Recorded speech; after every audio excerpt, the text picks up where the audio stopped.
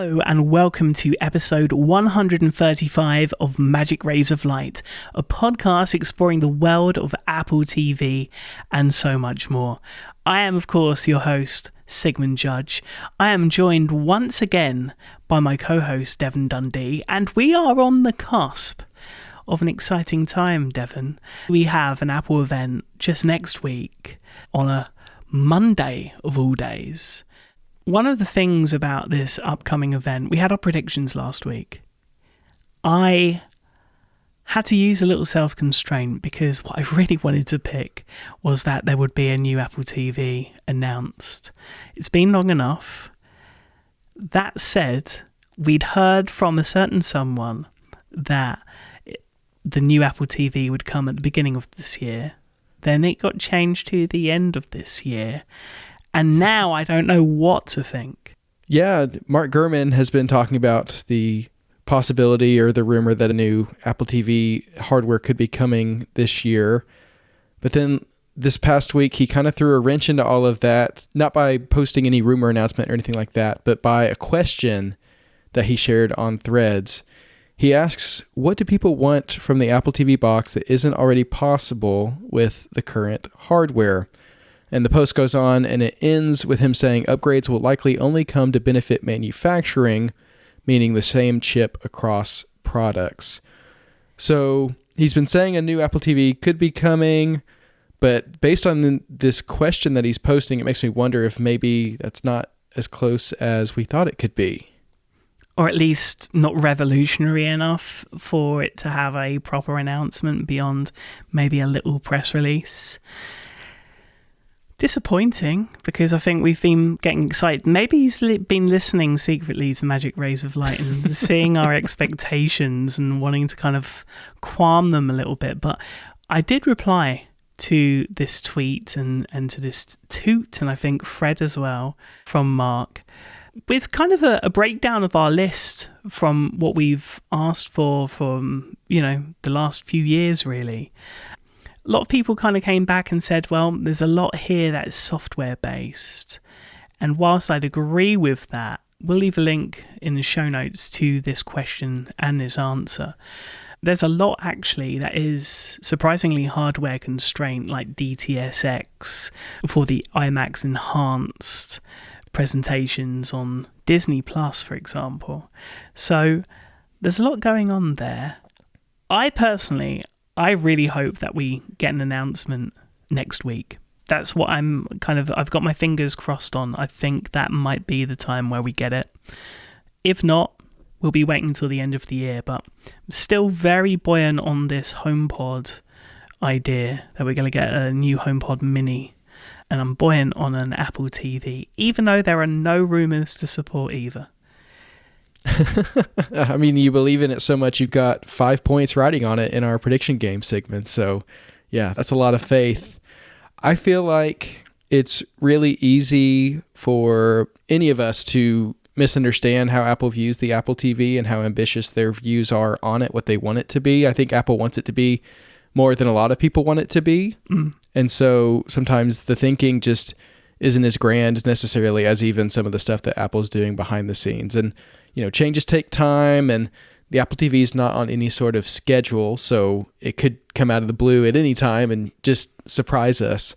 Yeah, I mean, obviously we're very positive on the platform. We believe that Apple's investing into it and that we will see a significant hardware upgrade at some point, and we're excited to see what it unlocks because it always comes with some features that we are wanting and some that we didn't even imagine before they were announced. Well, we'll have to wait and see. At this moment in time, still no sign of 21:9 support on the tvOS betas leading up to the general release later this month. But there is a lot to be positive about for Apple TV this week, and we're going to discuss all of it on the show. But we're also going to discuss a topic that we've touched on many times before, streaming apps. But this time, we're ranking them based on their integrations on tvOS, awarding one the Apple TV Streaming App of the Year. We'll also be catching up on all the latest news in the world of Apple TV and Apple Originals. But why don't we kick things off this week with our highlight, the explosive return of Slow Horses. As we all know by now, Slow Horses is a darkly humorous espionage drama that follows a dysfunctional team of British intelligence agents who serve in a dumping ground department of MI5 known unaffectionately as Slough House. With Season 4 opening with a bombing that detonates personal secrets, rocking the already unstable foundations of Slough House, how will Jack Lamb and his cohorts react? The answer? Faster than the name suggests. The bomb went off in London. You're about to find out that it's all just starting. He's a monster. He created an assassination squad. I got this. Yeah, lovely. You always run off by yourself trying to be a hero. Our threat levels are critical. Ready to strike. What are we walking into?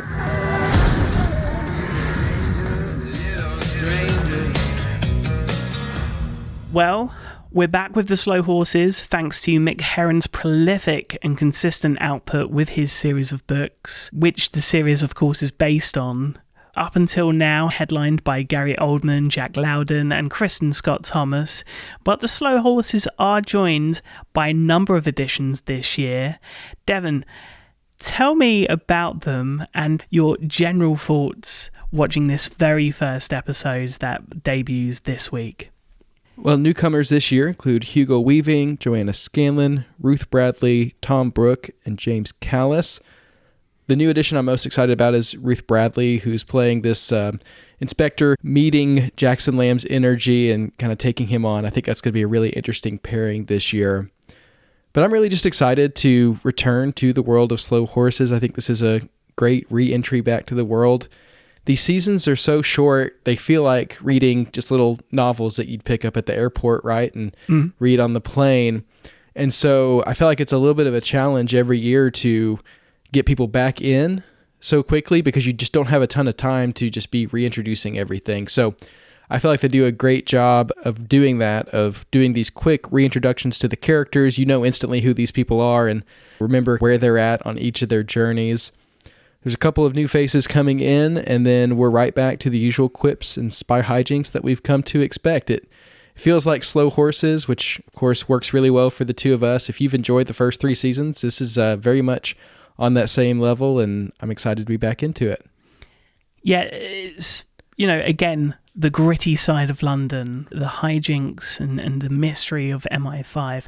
And there's always something going on that obviously draws the Slow Horses together to contend with and, at times, whilst also battling the bigwigs at MI5. This time, though, I think everyone's going to be on the same page because in this debut episode, which of course we're not going to ruin here, there are some very interesting aspects. So, despite season 4 having a very action-packed trailer, this I felt was a bit more of a subdued opener than I was expecting. Feels like the kettle is just beginning to boil really this season. We won't, again, ruin anything, but what we get in this first episode is a domestic terror attack on a shopping centre that turns into something far more complex and deadly for the seasoned professionals of MI5. Meanwhile, you've got Marcus and Shirley, who were 2 of my highlights from the last season.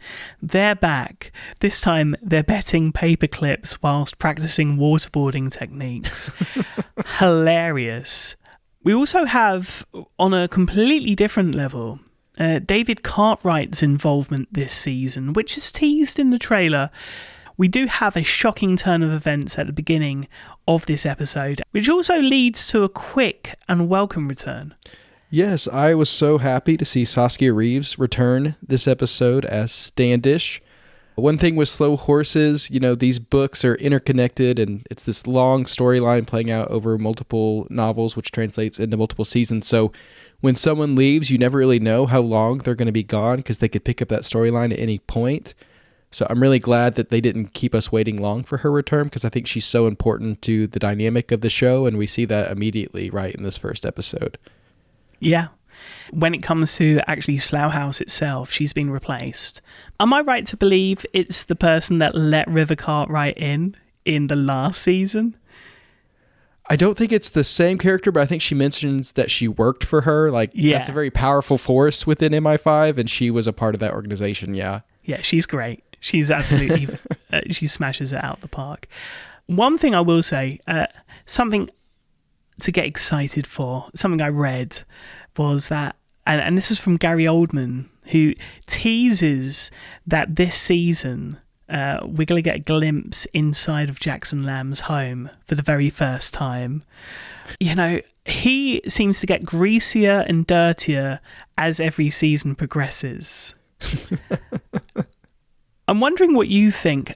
I've got a funny feeling the twist might be that he's got very, very clean manner and he's a neat freak. That would be an amazing twist. I was kind of thinking along the same lines. First, I imagine, just moldy and covered in trash. A hoarder house, basically, is what I pictured at first.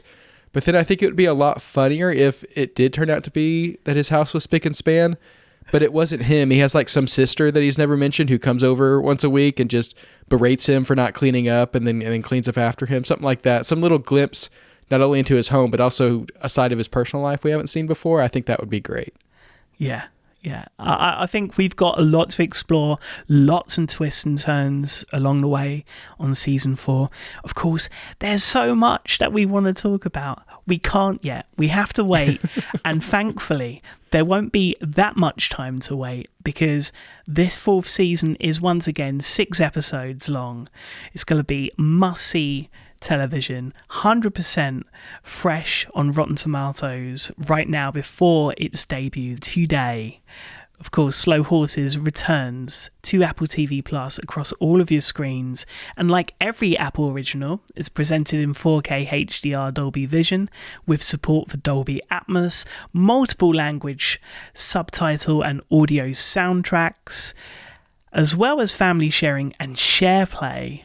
Apple really have set these standards for what streaming services should offer. And all of those features are also available to streaming partners should they decide to use them. And that brings us nicely to our discussion. This is a first, actually, for Magic Rays of Light.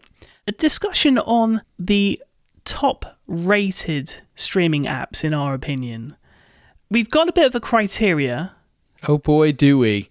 I love a good table, Sigmund, and we kind of worked together on this, putting together a list of how we wanted to rate these streaming apps, how they could earn, we love points here on Magic Rays of Light, so how they could earn points in this system and ultimately come to a conclusion of which one of these is the best. So we got a bunch of different criteria that we're going to be analyzing the different streaming services on, including support for Apple TV channels, in-app purchase, sign-in methods, video player features, whether they integrate with the TV app, audio and video support, accessibility, share play, family sharing and password sharing, multi-user support, which is going to be a very disappointing category, I predict, support for the top shelf, which we talk about a lot, and we're going to give each app a bonus point if they're available on Vision OS, because we both love the platform, and we think that's an important place for them to be.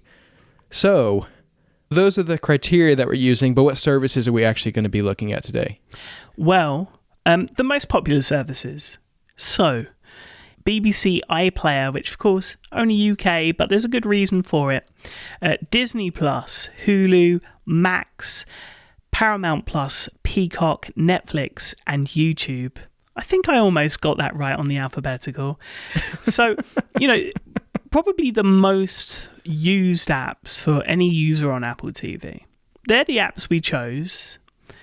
Where do we want to start? I know for you, Devon, the biggest gripe that you have with a particular app is its lack of TV app support. Do we want to start with the service with the most subscribers?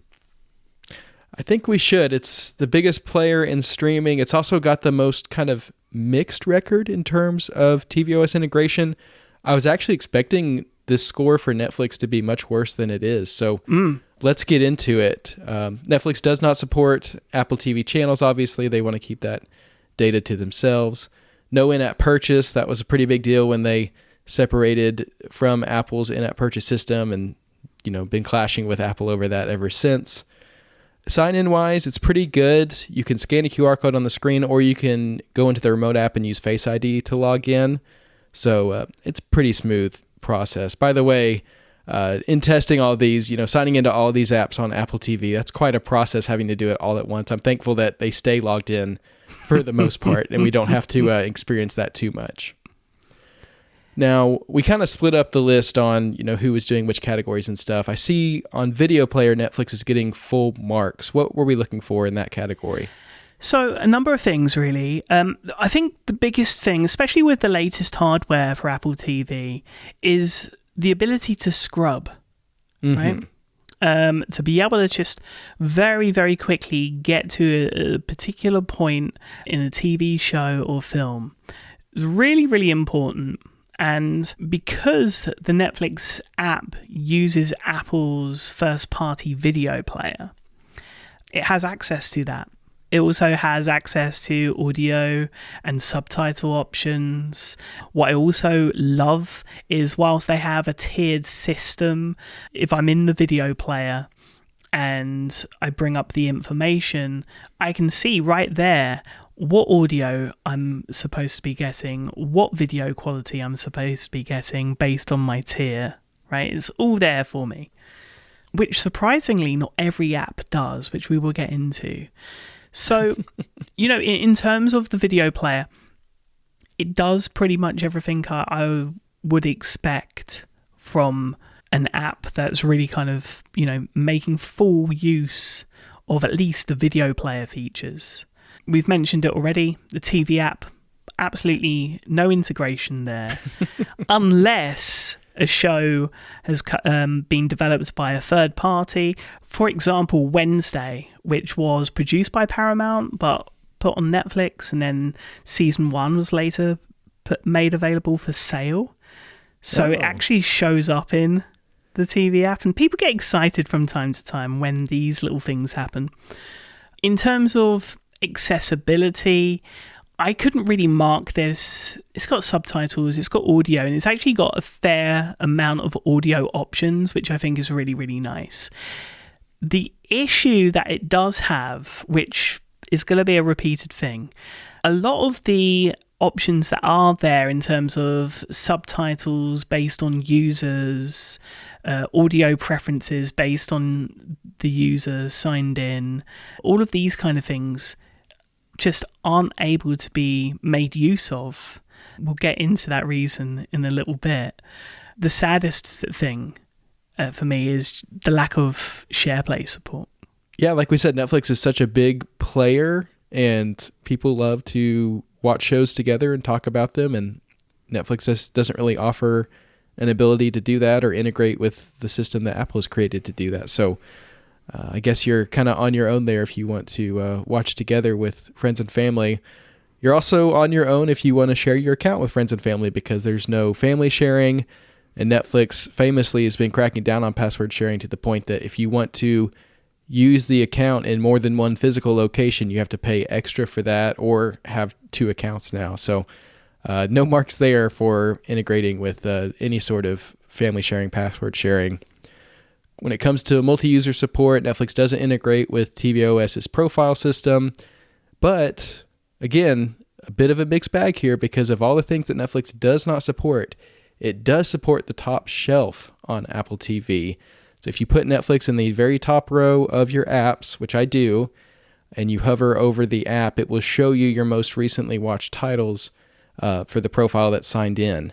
And it's kind of incredible that an app like Netflix that doesn't support so many things on tvOS does support this, because there are a lot of apps that we're going to talk about that do not integrate with Top Shelf that you think would. I think the most amazing thing about just that, right, is that, your Top Shelf is going to display what is there to watch and continue watching for the user that's currently logged in.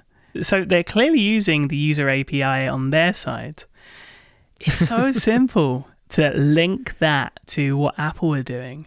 Of course, no Vision Pro support, which was our bonus point. We're not going to, hang our hats on this too much. Thankfully, there are third-party options available. Supercut, a fantastic app that I have been using recently whilst watching Netflix on Apple Vision Pro. And it's also going to be getting better in Safari with Vision OS 2, where the video player in Safari will be able to integrate better into the system and environments, which will be nice as well. So we'd like to see a first-party app from Netflix, but, you've got options on Vision Pro if you do want to watch Netflix. So overall, a score of 4 for Netflix. Not the greatest showing in terms of tvOS integrations, but it could be worse, as we're going to see as we continue on, right, Sigmund? Absolutely. I know one of your favourite apps is Disney+. It got top shelf placement during the presentation for tvOS 18 at WWDC this year. Do we want to start there this time? Because the thing that shocks me, and really does shock me, is that there is no top shelf integration for Disney Plus in tvOS. Yeah, this is a really strange omission. I actually do have Disney Plus on my top row on my Apple TV as well, and just because it's one of the services that I use the most, as we talk about on the show. But yeah, when you navigate to the Disney Plus app and it's on your top row, you just see a giant Disney Plus logo in that big blank space above it. And it's such a waste of space and just such an odd thing that such a close partner with Apple and so many levels, including with Apple Vision Pro, which of course Disney Plus is available on, doesn't integrate with this feature of tvOS. It's a strange one for sure. No Apple TV channel support for Disney Plus. They do support in-app purchase if you want to subscribe that way. Signing in, you can either use Face ID in the remote app, or you can actually pull up the Disney Plus app on another device, which is great. You can sign in on your phone and authenticate that way, which I think makes things a lot easier. Their video player, it's custom, and it's using some older layouts for audio and subtitle options that were, popular back a few years ago, but we've moved on since then. And I have to say, anytime I want to enable subtitles in Disney Plus on my Apple TV, I get thrown off because they're up at the top. They're not above the video player where they're supposed to be, or I guess where I expect them to be anyway. And that's an auto mission. So that's actually a mark against Disney Plus there. They do integrate with the TV app. In terms of audio and video, they're offering the highest quality possible, and I think all that's good. In terms of accessibility, Disney Plus doesn't integrate with the system's age restrictions. So, if you've got those parental restrictions locked down, trying to keep your child from seeing things they shouldn't, Disney Plus has their own system for that. So it doesn't sync between the app and the operating system, which is unfortunate because as a parent who is thinking about these things and trying to set up my child for success in the future, I know it's going to be fiddly when this time comes to have a bunch of different settings and different pins to lock things down. It's not going to be pleasant. I wish everything could just be tied together because Apple does offer that integration with apps, and it could be a lot smoother if everyone would integrate there. The other big check mark for Disney Plus is SharePlay. They were one of the first to support it and continue to do a great job with it. And I think that's awesome. As someone who watches so much on Disney Plus and has taken advantage of SharePlay, watching Star Wars shows, Disney shows, and Marvel shows with other people, it's great to have it there. And I think it makes sense that Disney would have it because, again, they're such a tight partner with Apple. And really, what's surprising to me on this one is just a couple of missing pieces here that it just feels like Disney could, put in a little bit more effort with that app and really make it a top-notch tvOS app rather than closer to the middle where it lands on our list with 7 points. This is going to be the surprising one, I think, for you. And that is the Hulu app. Because the Hulu app actually scored better than the Disney Plus app, even though you can access Hulu within Disney Plus, and who knows how long the Hulu app actually has in this world of streaming. No channel support for Hulu, as we would come to really expect. There is, however, in-app purchase support. You can also sign in via Face ID in the remote app, or there is like a code system, very much like the Disney app if you've got the Hulu app open on a nearby device. Very, very cool there. Where Hulu scored higher was the video player, because unlike the Disney Plus app, the Hulu app is using Apple's first-party video player. And it's really using it to the best of its ability. You have info for the title that's playing, along with everything that you would expect, like, you know, if it's Atmos, if it's HD or 4K. But then there's also a more to watch, which kind of replaces what is the default up next section in the video player if you're watching something through the TV app. Very, very cool. And I love how developers have kind of done variations on this and really kind of fit it for their service in particular. Very, very cool. Of course, TV app integration, audio and video as strong as Disney Plus. On an accessibility front, again, we're losing that point purely because of the lack of integration with the system-wide settings. There is SharePlay support on Apple TV, which is very, very cool. Of course, no family sharing. And, you know, just like Disney Plus, we're expecting a password crackdown this month, as mentioned by Disney themselves. Here's the interesting one. And this is what makes Hulu the outlier of every app in this list. And that is that they support multi-user. Oh. But listeners are probably saying to me, well, no, they don't. And that's why they only get half a point, because when you go into the settings, and this has been the case for a good few years actually, since the first implementation of mapping multi-user profiles and being able to integrate with the different streaming apps, Hulu actually put this into the code of their app. And when you go into settings for Hulu, you can see and you can allow multi-user as a preference there. However, it's never worked, because I don't think they ever actually fully baked it in. So they're going to get half a point. Top shelf, they've got recommendations, which is kind of cool, not very personal, more like advertising, but there's a point there. And of course, no Vision Pro support for the Hulu app, but you can, of course, watch Hulu in the Disney Plus app. So that is 8.5 points for Hulu.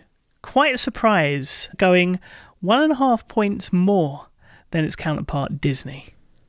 Yeah, that is really interesting when you look at it through this lens. And of course, I was one of those people who actually came around on the whole putting Hulu into the Disney Plus app thing. And I've deleted the Hulu app from all of my devices since then. I watch everything in Disney Plus, and seeing this, I'm like, maybe I should pull that Hulu app back out and maybe switch some of my watching back there. Because, that app it's great. And I really want Disney Plus to get some of those same integrations that Hulu does. So we'll have to wait and see. Hulu's going to be an interesting story as Disney continues to barrel towards buying out the rest of Hulu. And then I think we're really going to see what the future is there. The next streaming app we're going to consider is Max. Such an interesting history on tvOS. At times, I think it's been really good, and at times it's been pretty rough. And this service has just been through a lot the past few years. But we're going to take a look at where it's at now, and maybe, here in a little while, we'll consider it again. But right now, Max does not offer channel support, which it used to, and now it doesn't. And there's rumors that it could come back, because I think they do integrate with Google's channel system, just not Apple's. And so I think we could see that come back at some point.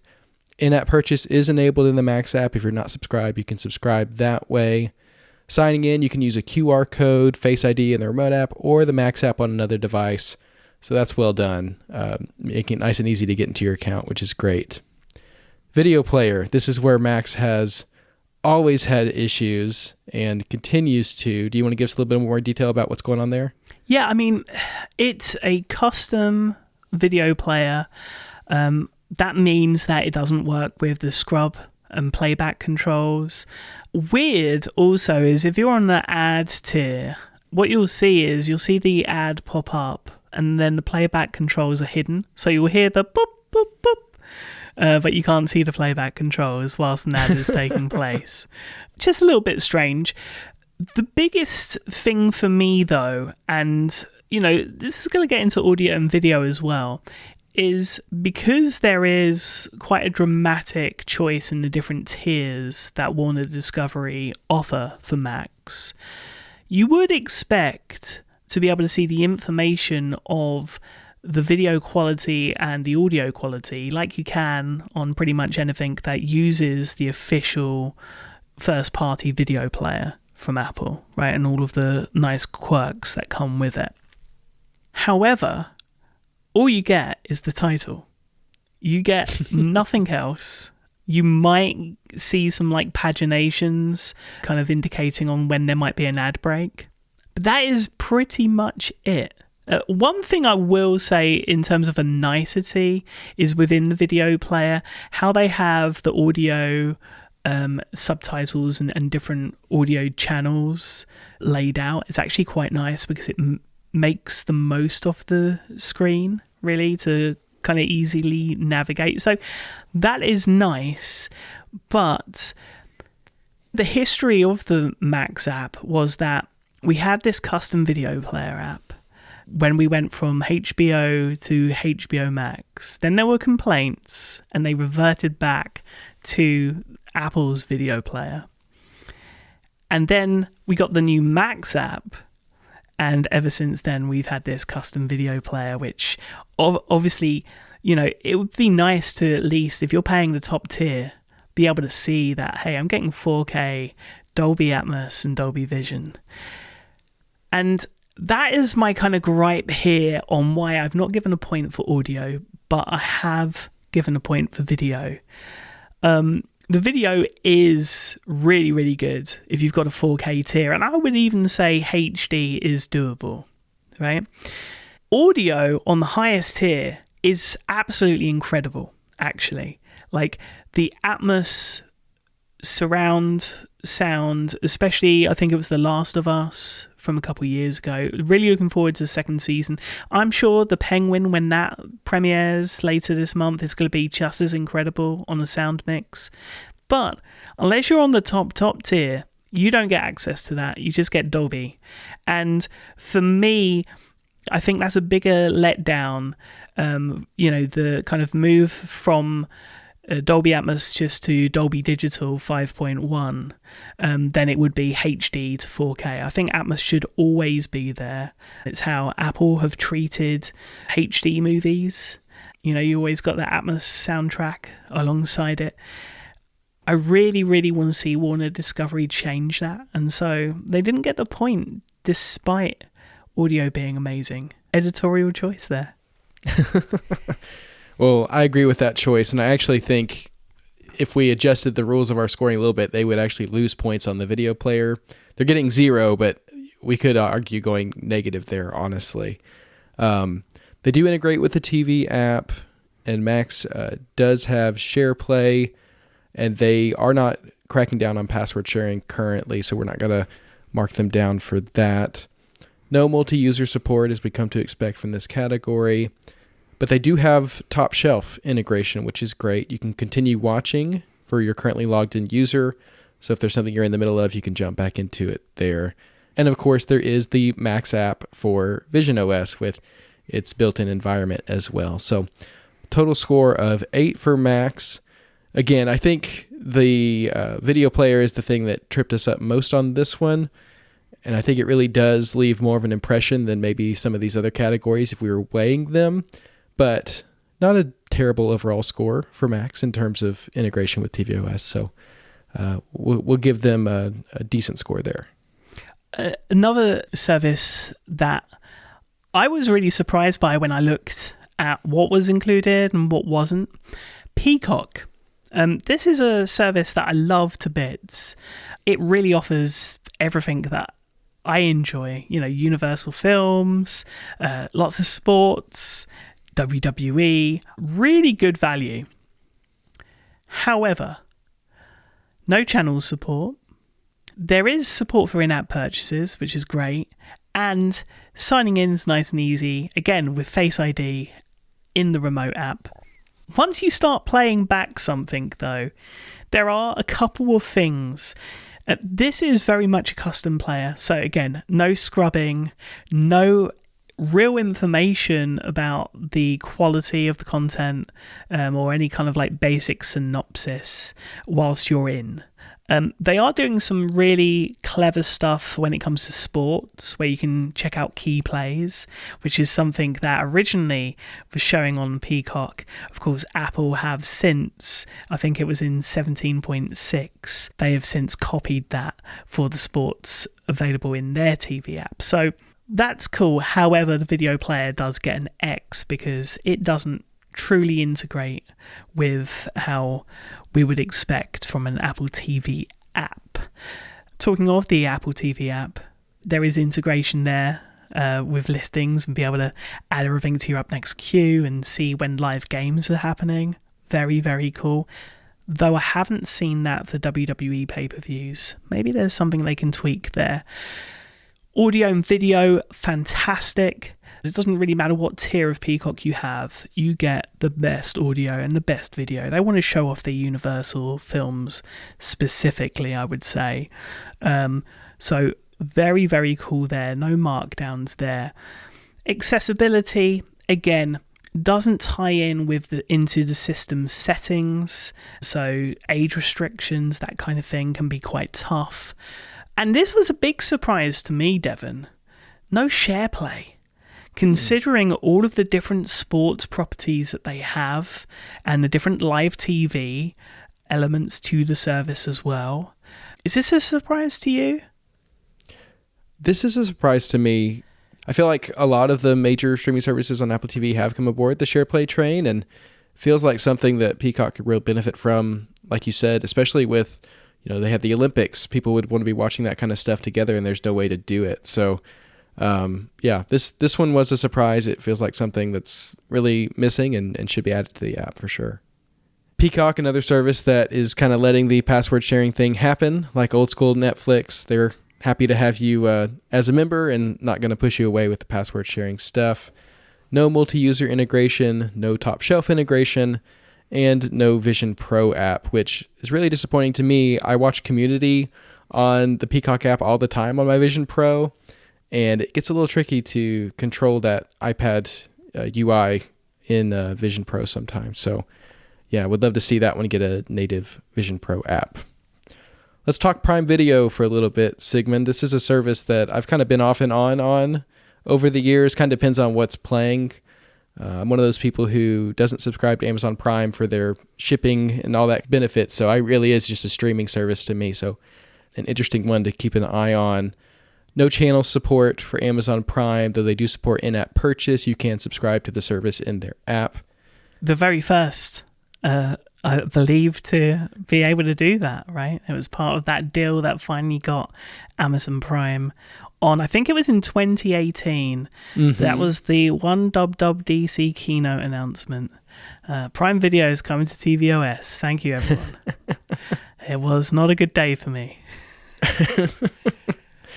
I think that's how a lot of people learned that Apple has deals with the streamers in terms of getting them on tvOS. And it was a real wake-up call for me in terms of just that whole world, and interesting to see. Logging in, you can scan a QR code or enter a code on the web. Not the best login experience. We prefer to see logging in with Face ID in the remote app or the mobile Amazon app that most people have on their phones. That would be great. Video player is a custom one with no scrubbing, so no points there. It does integrate well with the TV app, offers the top quality audio and video. In terms of accessibility, it doesn't tie into system settings. Again, if you're someone who needs a lot of these features, whether you're a parent or someone who takes advantage of the different accessibility options within these apps, which Amazon has always been a leader on, they do a great job with their accessibility options, but it is a burden to have to go into each app and turn all these things on rather than integrating with the system. So no marks there. Amazon Prime does support SharePlay. That actually does surprise me. I didn't realize that Amazon Prime Video was on board with SharePlay, and even makes it even more shocking that something like Peacock wouldn't be. Amazon Prime Video is not doing a password sharing crackdown, although they don't support family sharing. So they do get a point there, though. No multi-user support. Does integrate with the top shelf. Again, surprising, I think, to see Amazon doing that when some of these others are not. And no Vision Pro app, but Supercut is your friend for that one as well. Oh, I did not realize that. And, I think we cannot get away with not mentioning X-Ray in the video player. It is a fantastic system that they've got there where you can bring up, the information on the actors on screen and the music that's playing in the background. Sounds familiar because this is something that's being called Insights on the upcoming tvOS 18 update across Apple Originals in the TV app. Let's kind of move away from, the big studios. And let's talk about content creators and, videos that can be uploaded by anyone and everyone, including all of us at Mac Stories. We, of course, have a new YouTube channel where you can listen to this podcast amongst all of the other shows on our network. This is an app that I use a lot, more than I'd probably care to admit. YouTube. A lot of this won't really be necessary, right? But I will mention it. Of course, no channels support. The interesting thing to me is no in-app purchase support on tvOS for subscriptions to YouTube Premium. That also means that they're kind of leaving money on the table a little bit when it comes to super chats and this kind of thing, because they do have like the chat system in their video player. Very, very cool. Sign in is nice and easy, right? The QR code, or you just use the YouTube app on a nearby device. You get a code, you pop in that code, and you're away. But on screen, you have a bit of a gripe. Well, it's not even a gripe, more just amazement at what they've done here. I haven't logged into the YouTube app in years because it just, works on my Apple TV. But I signed out just to see what the experience was like. And when I signed back in, I went through the actual on-screen typing experience, and they have built a custom keyboard for tvOS, which is so interesting. Rather than throwing in just the native one, that horizontal list of letters that I actually find kind of like a fun challenge to use. They have one that looks very Android-y, and it looked completely weird up on my TV screen, and I just thought it was interesting that they had built that in. Now, of course, YouTube has their own custom video player that doesn't support a lot of the integrations and special features of tvOS. Doesn't integrate with the TV app. I wouldn't even count that as a mark against them because I don't think we would want every video on YouTube in the TV app. I feel like that would make it impossible to find what we're looking for. But no integration there. Of course, high quality audio and video as you come to expect from YouTube on all devices. Accessibility wise, again, they keep their settings siloed off away from the rest of the system and don't integrate.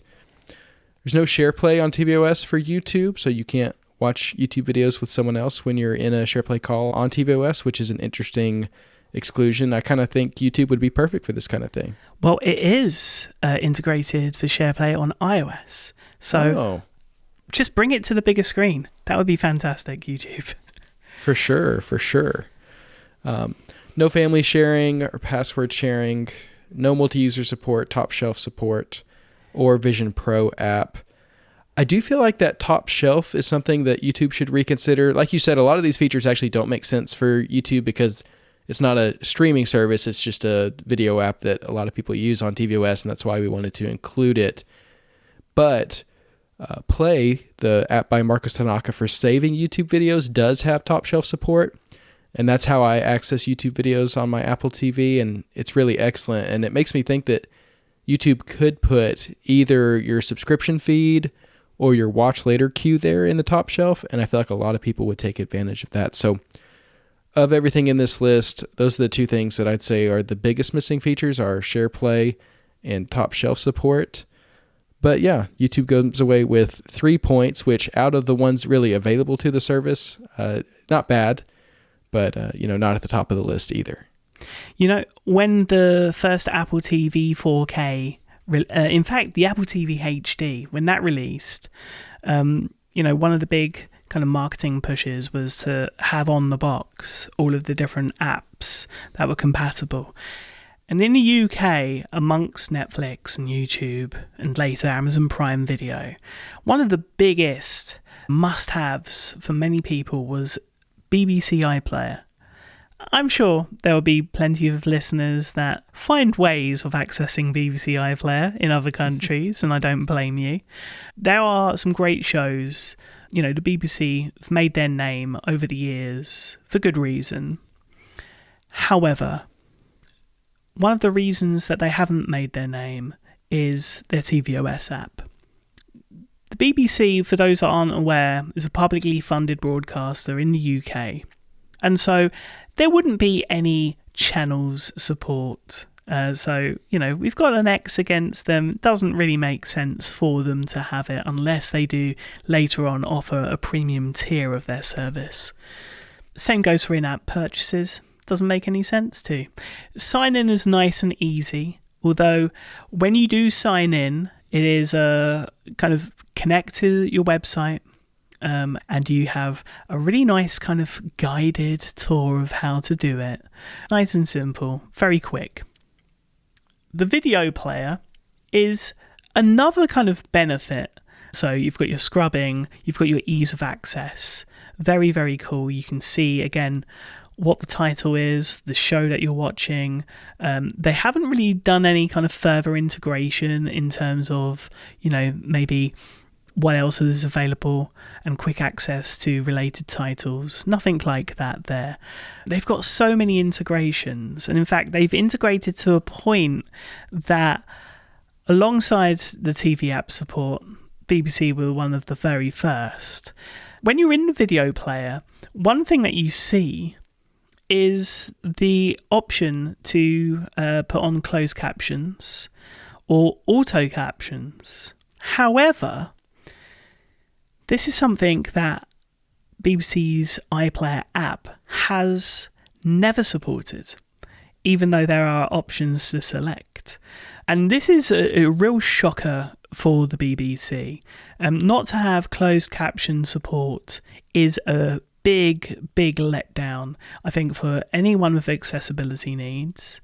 And for anyone that just, maybe wants to watch something quietly as their little one falls asleep.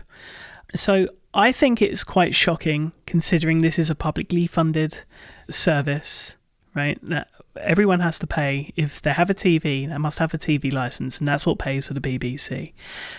There's actually a law that means that they need to offer caption support on any of their large platforms that they offer their service, and yet they don't.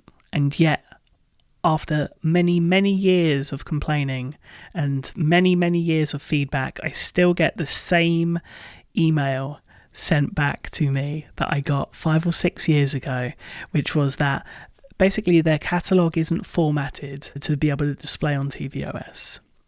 And that you might think is, okay, fair enough, right? You've got a massive catalogue. It's going to take some time, right, to figure out. They haven't. And what's most interesting is, and I checked this out with the classic episodes of Doctor Who with a friend earlier this week.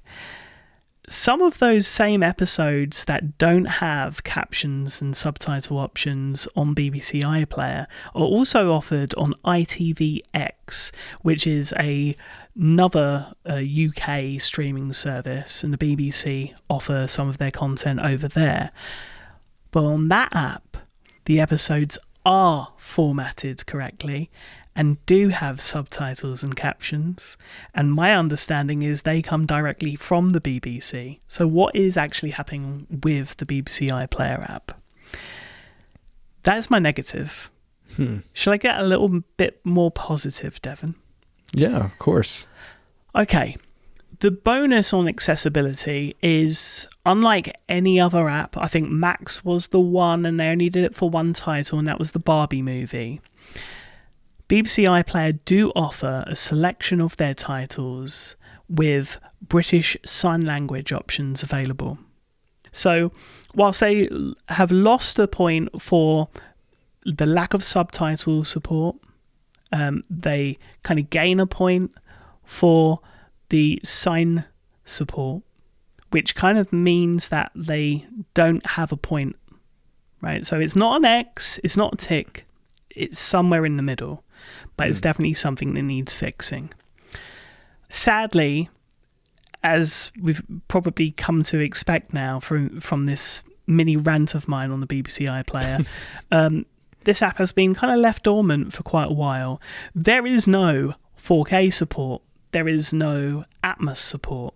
Whilst that support is available, including HLG video as well for your World Cups and the Olympics on other platforms.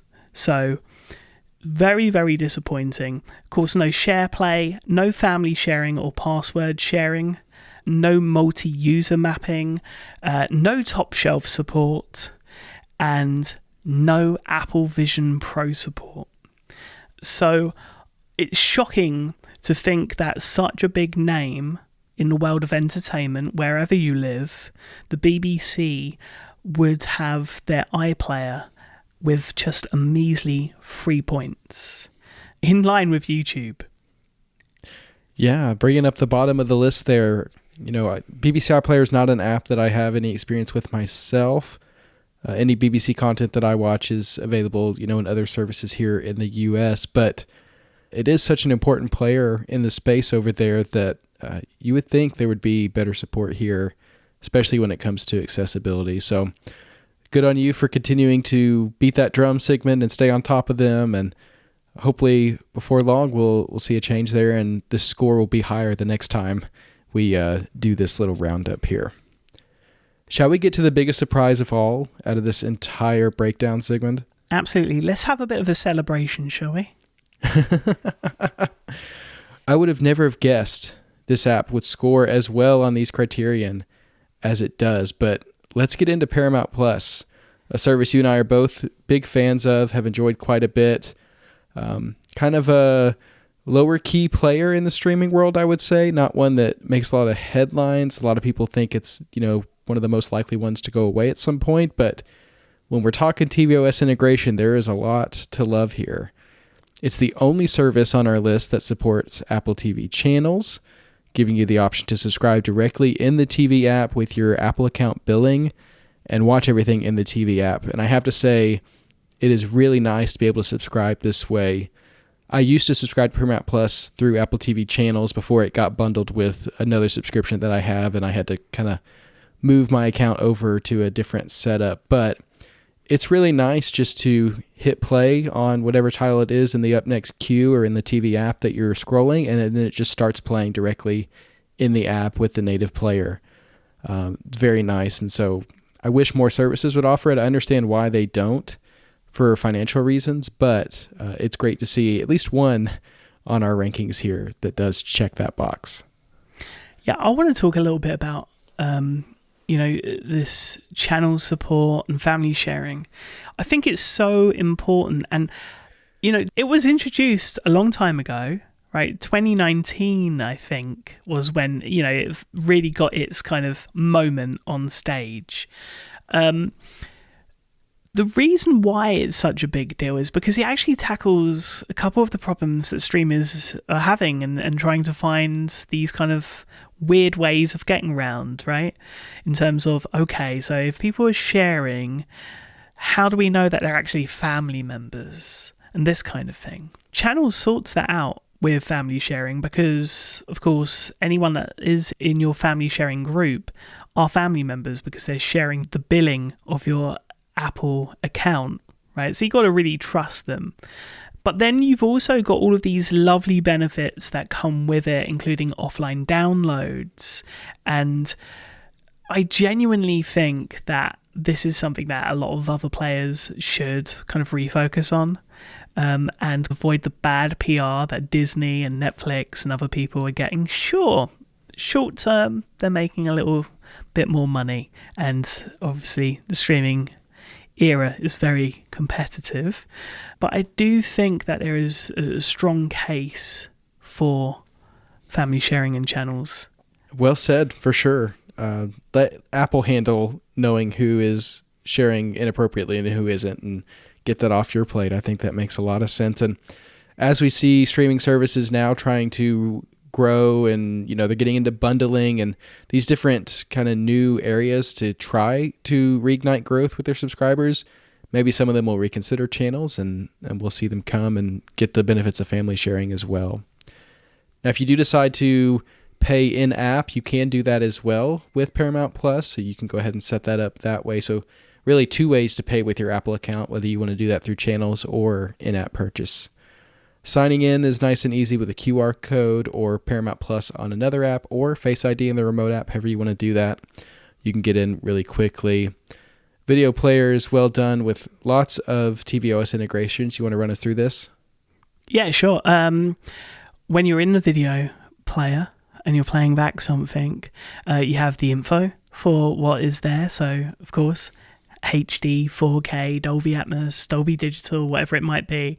But then also, rather than an up next section, you've got an on now section where you can dive straight into live television, which is fantastic.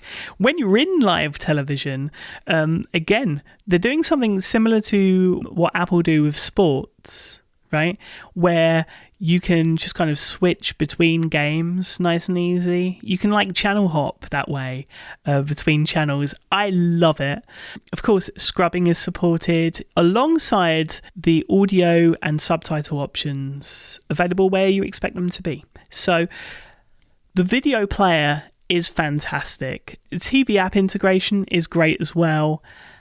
The audio and video of Paramount Plus is one of my favorite presentations. When it comes to accessibility, Paramount Plus actually ties into the system settings of different users, which I think is very, very cool. Even though multi-user mapping isn't a function of Paramount Plus, like it isn't anywhere else on tvOS. There is SharePlay, which is very, very cool. Although should be mentioned, and we haven't mentioned it thus far, but because Paramount Plus is available both in the UK and the US, you can't do an international kind of multi-region SharePlay session because they actually come across as two completely different apps in the store. I have both versions on my Apple TV. I get confused between the both because they look the same. They're not. Of course, family sharing because of the channel support, and whilst not the best integration, we do get top shelf support, which just kind of gives us some recommendations for what we might want to watch later on. Paramount Plus also has a great Vision Pro app with built-in SpongeBob environment. If that's your thing, you can go watch TV in Bikini Bottom, which is cool. And that brings Paramount Plus's score total to 12, missing in only one category. Absolutely incredible. If you had asked me which app we would be naming our Apple TV app of the year, I would not have predicted it would be this one, but congratulations to Paramount Plus for being the best integrated tvOS streaming app this year with a near perfect score. Yeah, it is really incredible. I love the service. I think it's a great service. But they've definitely put care into everything, really. And, they've not made things hard for themselves by making something different, right? And kind of confusing the user experience. They've really made it quite simple for Apple TV users. And I hope that reflects in their subscriber counts, especially on Apple TV devices. Very, very cool. We've got of course, there's some surprises there. I think Hulu, amazing. Max have done very, very well. Disney, I'm surprised, going kind of top to bottom, we've got BBC iPlayer at 3, YouTube at 3, Netflix at 4, Peacock at 6, Disney Plus with 7 points, pipped by Max, that has 8. Hulu at second place at 8.5, and Paramount Plus at 12. Yeah, well, this was a really cool exploration of tvOS apps and how they're integrating. We talk about these apps all the time and in terms of things that we run into and updates that they have, but really seeing it all laid out here, it's very interesting, the spread. And, as much as we sometimes complain about certain apps, it is good to see that a lot of these are taking advantage of a lot of the system integrations. But of course, we're always going to be wishing for more. So we'll be keeping an eye on these apps and see how they continue to develop and integrate with the system. But we hope you enjoyed this roundup of these apps and the ranking. And if you have a particular feature of one of these apps that you want to shout out, be sure to let us know and we'll be happy to share it on the show. And of course, we won't be hiding these results. You can find these results in a little bit of detail with some video and screen grabs, both on Mastodon and on social media channels that we'll link in the show notes. Let's talk about some other apps, shall we? Because it has been a week of app news and it all centers around sports. Well, as our resident sports expert, Sigmund, let me break this down for you.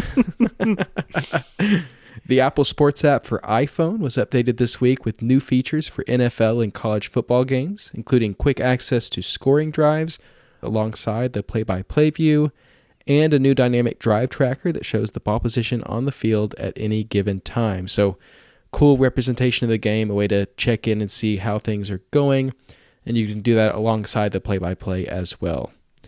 Apple has also announced upcoming features for the Sports app, kind of a little bit of a roadmap for what's to come in the near future. Champions League and Europa League support coming later this month as those leagues get started, which is great to see. We would love to see new leagues coming to the service. With the launch of iOS 18, live activities for sports are going to be moving away from the TV app and into the Sports app.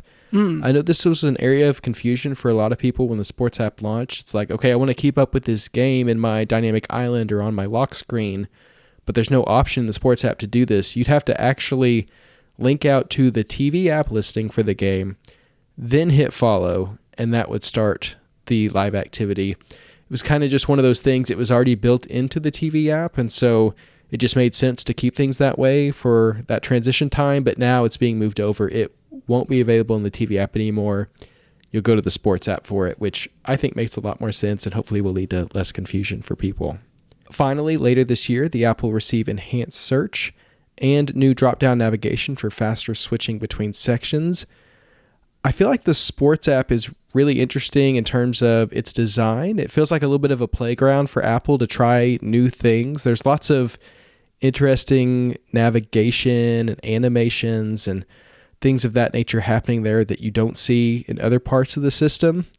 And I think it's cool to see. It's a little bit of maybe a preview of what we could see in other apps in the future. It's constantly updating and changing to give sports viewers the best possible experience, which is great to see. Moving to another app that sports lovers use, ESPN has added a cross-service where-to-watch guide for sporting events to its iPhone and iPad app and website. This is really cool. It looks like an EPG, and it lists all the games and when they're happening and where you can watch them. And this is not limited to ESPN, ESPN Plus, ABC, the services that are actually offered by the company. This is any service or app that integrates with ESPN and shares their data with them is going to be included here. So they'll send you out to other services, competing services, to watch those games as well. So if you're a sports fan and you're trying to keep up with your team, but they're jumping from one service to the other week to week, which I can only imagine is tough to keep up with, this is going to be a great way to go to one place and figure out where it is and, okay, am I subscribed to that, or do I need to subscribe to something, or whatever. I think that's going to be really great. I'm surprised that this isn't on the Apple TV, at least as of recording now. It hasn't shown up for me on my ESPN app on the Apple TV. And I feel like the TV is the perfect place for this because, it's a big guide and that's where you're watching a lot of your sports anyway. So I hope to see it come to the Apple TV app as well. But this is a very ambitious project, so it makes sense that they may be rolling it out slowly across different platforms, but I really hope to see it on the TV soon. I wonder if this was a reaction to the troubles with Venue launching, or if this was part of the plan all along. I'm amazed more companies aren't using the traditional EPG, and I'm glad to see it come back as something that I've said Apple should integrate into the TV app. We've been saying it for years. One thing that I'm also kind of surprised at when it comes to sports is Apple, because there is still no sports tab in the Apple TV app outside of the US. In the globally available Apple TV app, I might add. It originally launched in the US on November 29th of 2017, which is 7 years ago almost. And international customers are still waiting. I'm going to bet it doesn't take ESPN and other competitors that long to take advantage of a concept Apple originally pioneered. Devon, they had the advantage. They fumbled it. I understand that reference. Okay, let's talk about some Apple original news. Today, as this podcast releases, we should have news of what Apple originals will make their way to this year's BFI London Film Festival, as the programme is revealed beyond the opening gala, which is already confirmed as the world premiere for Steve McQueen's upcoming Apple original film Blitz, with the renowned director also set for an intimate screen talk session at this year's festival. So last year, I got to sit in with Jonathan Reed on a Martin Scorsese conversation between him and Edgar Wright. This time, Steve McQueen. There's also people like Denis Villeneuve going to be giving screen talks as well. Their whole lineup is absolutely crazy. When it comes to film festivals, it's also been a big week this week for Apple Originals at the Venice Film Festival, with standing ovations for upcoming limited original series Disclaimer, and of course the much talked about upcoming Apple original film Wolves. Disclaimer is, of course, the 7-episode psychological thriller series based off of Rennie Knight's 2015 book of the same name, which I started reading this week. It stars Cate Blanchett as a famed documentary journalist who discovers she is the primary character in a novel that threatens to reveal her deepest, darkest secret. It's directed by the great Alfonso Cuarón, who makes his television debut under his overall deal with Apple Studios, and bravely, Apple decided to show not the first one, not the first two, not the first three, but the first 4 episodes back to back at the festival to a captive and captivated audience. Wow. Later in the week, Wolves saw its world premiere at the festival with Brad Pitt and George Clooney attending, minus director John Watts, who was sick with COVID. The upcoming film's press conference saw George Clooney correct some previous reports on the fees that both he and Brad Pitt received for the film, saying that it was many millions less than what had been reported, and that they were willing to take less in order to keep the planned wider theatrical release. But, of course, as we all know, that came to no avail. For both, there's been lots of fair to positive reviews, but for Wolves especially, the BBC's Georgia Bell called Wolves a classic crime thriller with one key noticeable difference. It is a commentary on the landscape shift in traditional Hollywood masculinity through the prism of car chases, shootout scenes and general hijinks emblematic of the genre. The film is a reflection on aging, identity and the softening of traditional male archetypes. After reading that write-up, I am so ready for this film when it premieres. In the UK, I think there's still a UK premiere set for the 17th of September in London, which I hope to attend. But of course, it'll be in select theatres September 20th and then streaming on Apple TV Plus on September 27th. It's awesome to see the reaction to both Wolves and Disclaimer, both Apple originals that I'm really looking forward to. I'm with you, Sigmund. After that description of wolves, sign me up. I can't wait to see it. But Disclaimer is the one that I really just absolutely can't wait to see. And based on the reaction, I mean, if everyone else got to watch it for 4 hours straight sitting in a theater, that's how I want to see it too. Just let me binge it. I can't wait to see what these 7 hours have for us because it really sounds incredible. Well, we don't have too long to wait for both Wolves and Disclaimer. And I'm going to guess here that we don't have too long to wait for Fly Me to the Moon, because there's a gap in the Apple Originals schedule that needs filling. And that is the week of either Thursday, September 12th or Friday, September 13th, which would make for a reasonable gap between premium VOD and the fantastic film starring Scarlett Johansson and Channing Tatum finally making its way to Apple TV Plus subscribers. An incredible pairing that I know a lot of people are excited to see at home on Apple TV Plus, and I'm excited for them to see it. But we've got some other groups coming together in the form of casting that I'm excited to see as well. Jude Hill and Linda Cardellini will join Chris Pratt in the upcoming Apple original film Way of the Warrior Kid from Skydance. We talked about this a little while back, but as a reminder, the film is set to follow an elite Navy SEAL, played by Chris Pratt, who's injured on a mission and moves in with his sister, played by Linda Cardellini, for rehab. He discovers his 13-year-old nephew, played by Jude Hill, is struggling academically, socially, and physically, and takes on a new mission, using his SEAL team training over 3 months of summer to help the youth find his inner warrior.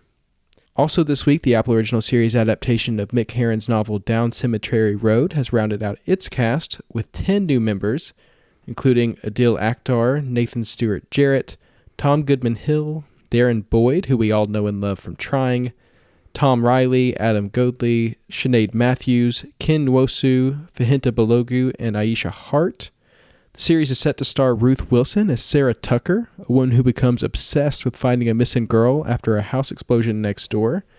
Enlisting the help of private investigator Zoe Bohm, played by Emma Thompson, the two suddenly find themselves in a complex conspiracy that reveals that people long believed dead are still among the living, while the living are fast joining the dead. So a truly stacked cast there. Great to see that group coming together, and anything Mick Herron writes, please Apple, turn it into a series, because I just want to see it. Well, it worked with Slow Horses, right? And that brings us to this week's releases. But first, last Thursday saw the release of Napoleon, the director's cut, with 48 minutes of new footage. This was out of the blue, very surprising, and on a Thursday of all days as well.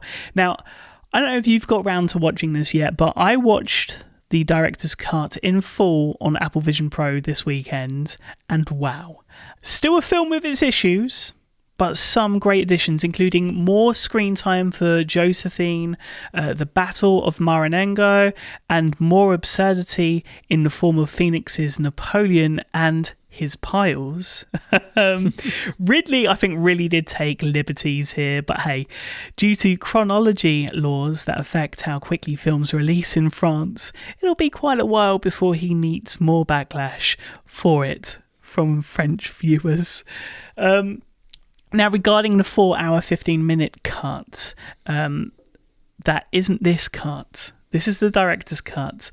This 4 hour, 15-minute cut sounds like the final cut, which is what happened with Blade Runner all those years ago.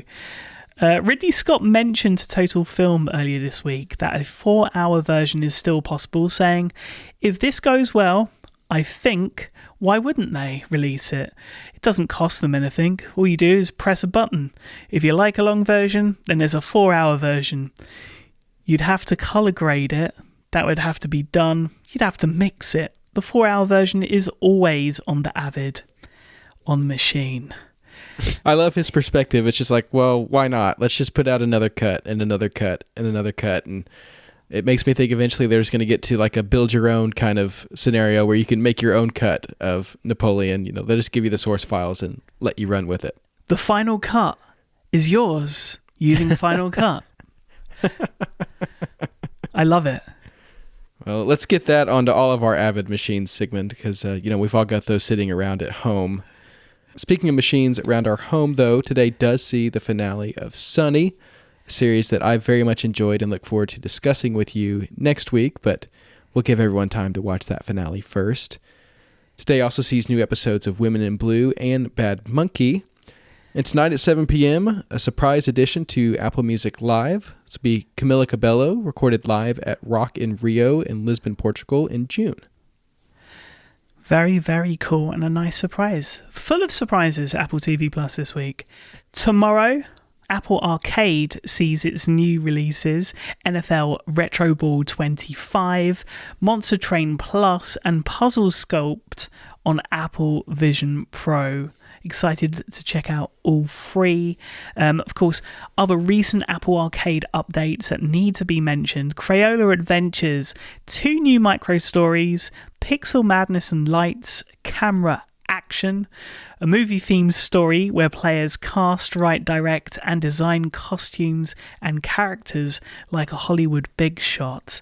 Maybe one for Ridley Scott.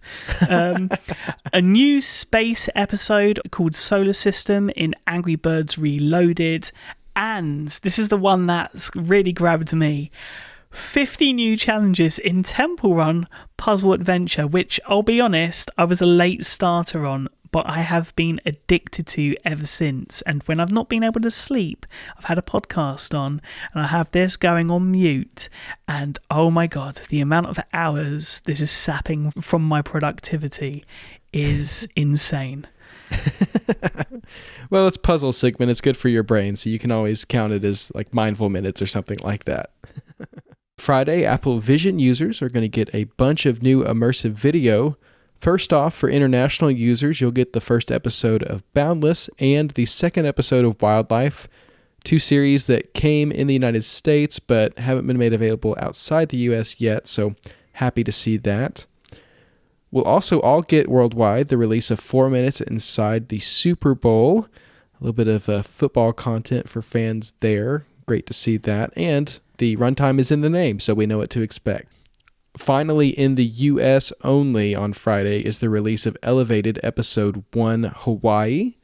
Elevated is an aerial travel series that whisks viewers around iconic vistas from staggering heights.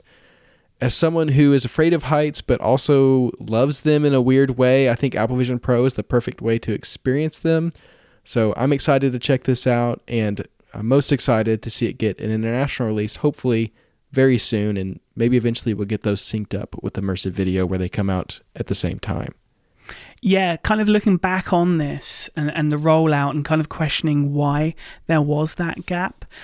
I had thought that at least on Apple TV Plus in the US, that there were other audio options and caption options for international viewers.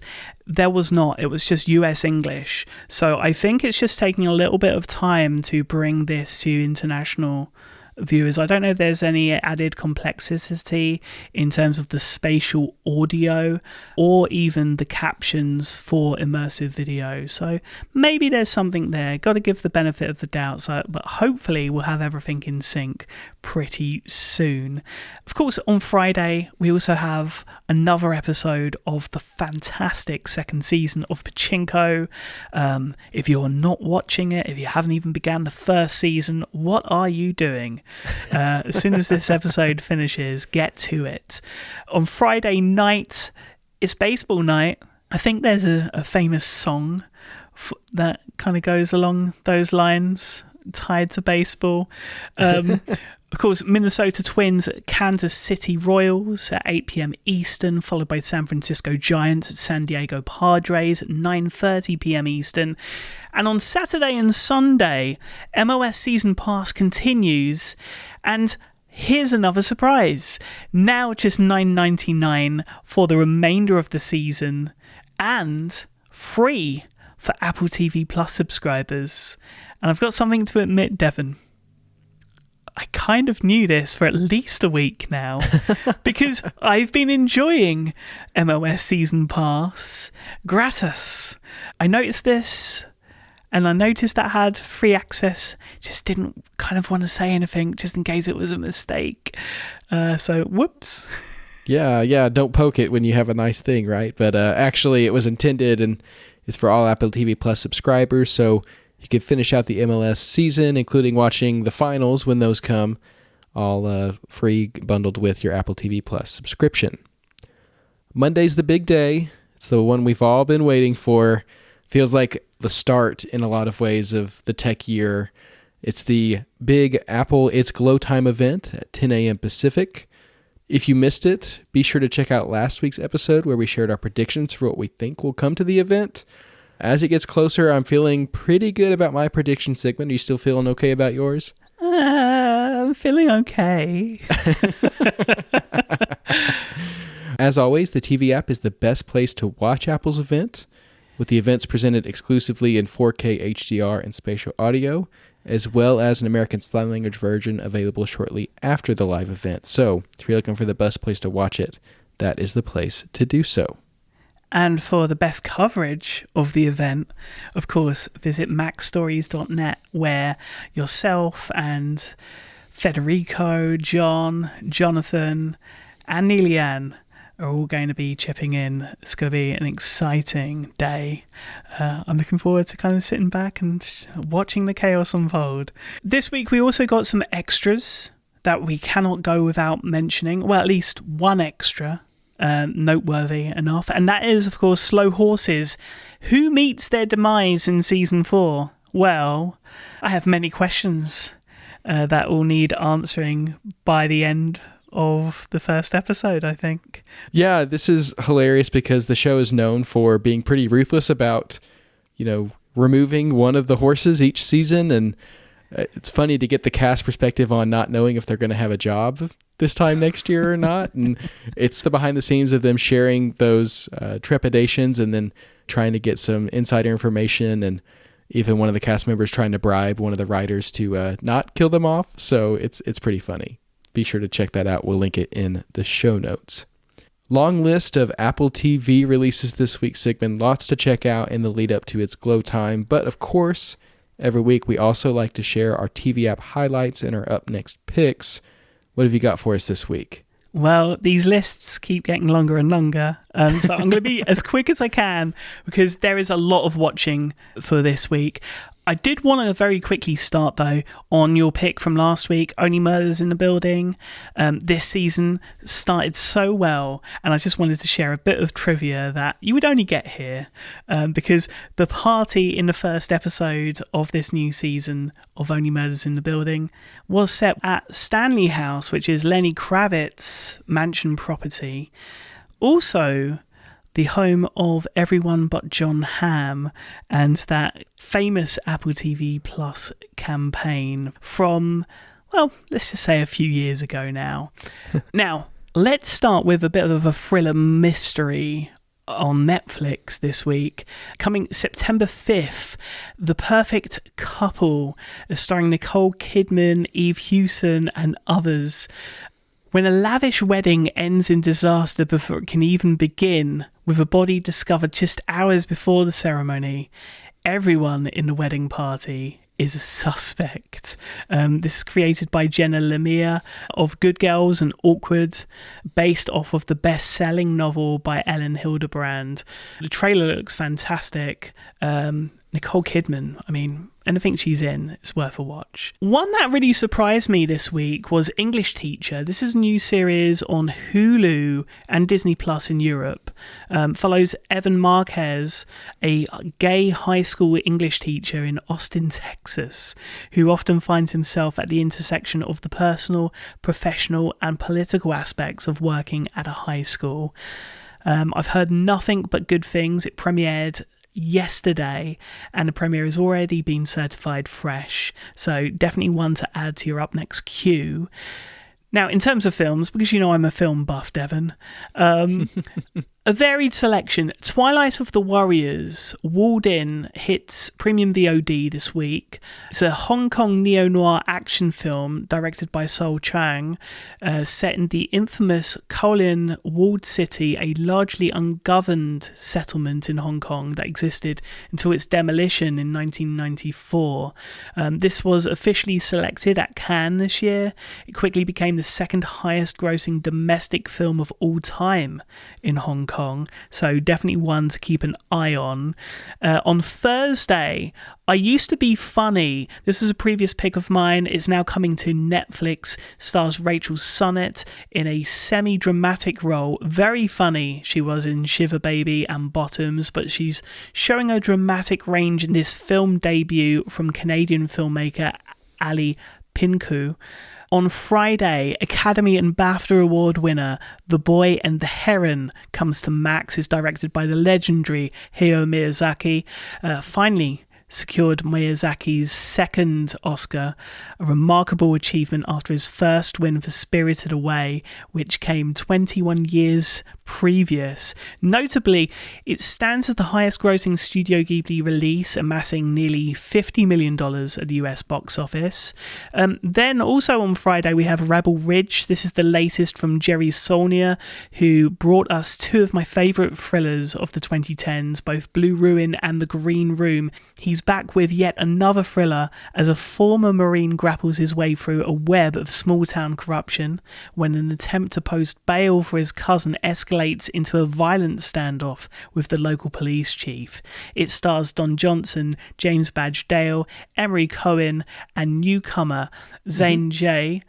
My sale highlight for this week is Beetlejuice, the complete series. I don't know if you got to see this one, Devon, when you were younger. This was an animated series from the late 80s and early 90s, spanning 4 seasons and 94 22-minute episodes. It is, of course, based on the Tim Burton film of the same name that also sees its theatrical sequel hitting theatres this weekend, Beetlejuice Beetlejuice.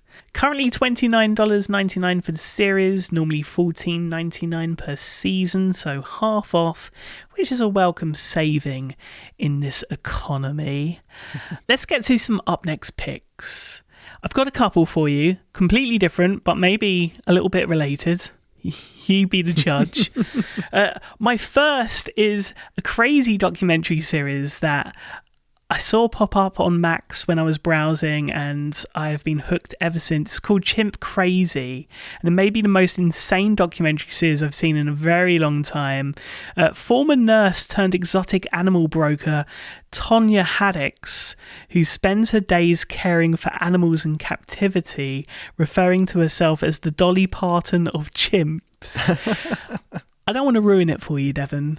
But Pater get a court injunction to remove the chimps in her care, but one, a previous star in film called Tanker, goes missing. And yeah, I watched the 3rd episode. This is an ongoing series. Wow, what a reveal. And you get a little bit of behind the scenes because the documentary filmmakers are like now in the middle of this situation. Really, really good television. Highly, highly recommend, especially for the fans of like the Tiger King. I think that's probably the closest thing to it. And of course I have to go there, Devon, because this week on September 10th on ABC at 6 p.m. Pacific is, of course, the US presidential debate. It's the debate that I think everyone's kind of been waiting for, and I don't know, maybe hoping wouldn't happen. I don't know. This, I've got to say, I'm fascinated by US politics, right? I'm not a US citizen and don't have the right to vote, I do have the privilege of removing myself from the emotion and the partisan politics, whilst also looking solely on the substance or lack of in this race, and in the characters and the tickets involved. As the outcome of the US election has a major impact to the UK and internationally, I've actually been a secret US politics nerd for some time, as the system and the power structures fascinate me. And yes, I watch both the RNC and the DNC in full. Make of that what you will. Where this race has lacked so far in substance is more than made up for in drama. Needs to be turned into, I think, a Succession style series one day. Maybe just in the background somewhere, Box to Box Productions are at it with their cameras. One can hope, because it's had it all, right?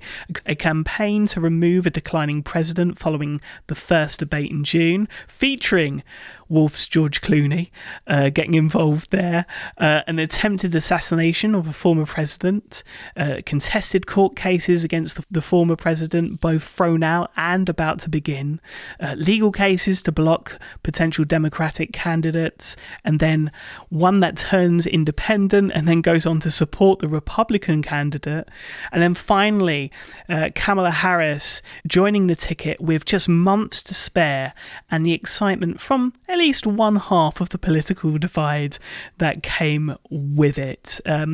All during a moment in history, I think, where, the wars in Gaza and Ukraine continue to rage, and our thoughts are with everyone that those continuing conflicts affect day to day. I know the last debate saw a drop in viewership from the 2020 debate, from 74 million to 51 million viewers nationally, but I think this will be an absolute firecracker. I'm excited and a little apprehensive to hear what both former President Donald Trump and current Vice President Kamala Harris deliver to the people of the United States of America, which I love so much with all my heart, and of course the whole world watching. That is my up next pick. I know it's a brave one. I know it's one you wouldn't pick. I don't know. Are you going to be watching the debate? I will probably keep up with highlights on social media. I don't know that I'll be watching in full. I haven't watched a debate, I don't know, ever, actually. I keep up with things usually the day after, but you just had to do it to me on the show this week, Sigmund. My up next pick has nothing to do with politics, but it is Chaos. This is an 8-part series on Netflix, and it's a modern take on the myth of Orpheus. I've always found the Greek myths fascinating, and putting that in a modern day I think is going to make for a really interesting series. This one's created by Charlie Koval, and it stars Jeff Goldblum as Zeus, Killian Scott as Orpheus, and Aurora Pernow as Riddy or Eurydice, and more. I haven't had a chance to actually watch this one yet. As you can imagine, things are very busy on the coverage front in preparation for what's to come very soon. So this is on my list for once things settle down a little bit. This is going to be something that I turn on and enjoy. Jeff Goldblum, he's just one of those people who I enjoy his presence on screen, and I think he's very funny, whether he's trying to be or not. I think he really gives off that vibe. And so seeing him as Zeus in a scenario where he's facing this rebellion from the humans and the other gods in the pantheon is going to be very interesting. So I'm excited to see Chaos on Netflix. It's available now. Very, very cool. Well, I think that's where we wrap things up for another week of Apple TV discussion. Of course, you can contact us on social media via the links in the show notes, and you can email the show or send us an iMessage to magic@macstories.net. We'd love to hear your feedback on streaming apps. Did we get it right with our rundown? I think we did. And of course, we'd love to hear your reactions to the upcoming It's Glow Time event, where we expect iPhones, Apple Watches, and who knows what else. It'll be a very, very cool time. Of course, check out our coverage on macstories.net. And thank you for listening once again to Magic Rays of Light. We'll be back next week with a recap of Apple's It's Glow Time event, our predictions results, a recap of Sunny, and much more. So until then, stay safe, watch some Apple TV, play some Apple Arcade, and have a great week.